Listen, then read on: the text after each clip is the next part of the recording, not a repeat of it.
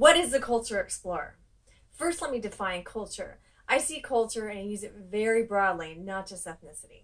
My role as a culture explorer is to attract, entice, and intrigue, and to get people to be excited to meet people outside of who they normally would meet, outside of their community. My belief is if we can reach outside, then we can get to know each other and be a more accepting community.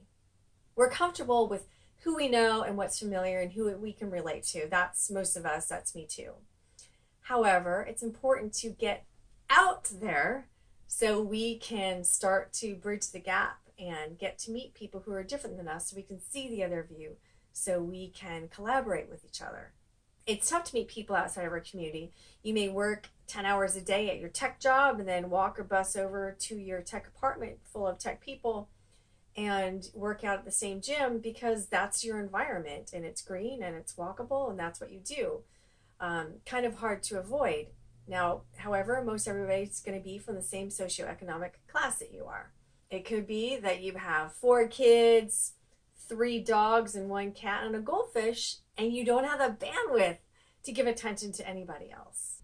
Perhaps you're shy. Maybe you're uncomfortable to meet people that different than yourself, or you just live in an area where you have to drive out to some random area to meet people different than yourself, and that's weird. Well, my job is to make it easy for all of us to be able to get out of our circles and meet other people. As a culture explorer, I want to be able to bridge the gap of new and different and be outside of that circle. And for all the busy people out there, I want to be able to share what I find. For example, did you know that a lot of Vietnamese people do not know what their aunts and uncles' real names are? Because they call their aunts by their birth order, uncle number 9, aunt number 4. My friend the other day was telling me he's from Cambodia. He's Cambodian American. And when his dad passed away last year, he's the eldest son, and so he needed to shave his head and be in a monastery for 3 days being a monk. Wow, and that was a shocker because I don't see him. He's kind of allowed to be in a monastery. There are so many things to learn out there that is quite fascinating. The idea is to highlight the fun and the interesting, and then you can get to know different people and find the commonalities.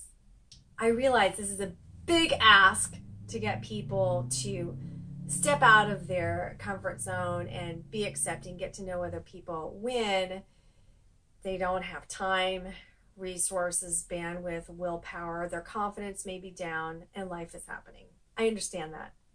I have been there. I'm a documenter and a self-reflector, and I would like to share with you what I've learned in order to get that fountain of energy back and to get excited again.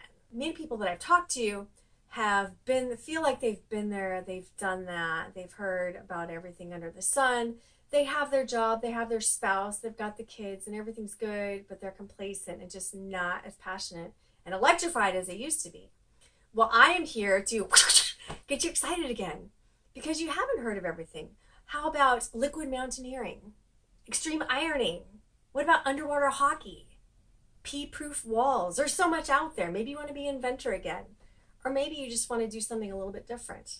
I am going to find a way to excite you and get that passion back. I share techniques, mindsets, and habits across the board you can use on all aspects of your life. And when you are excited and confident about your life, then you're going to be open to the world and it's going to be a happy place. I know it. That's the whole idea of the Culture Explorer. Subscribe here at YouTube and Facebook.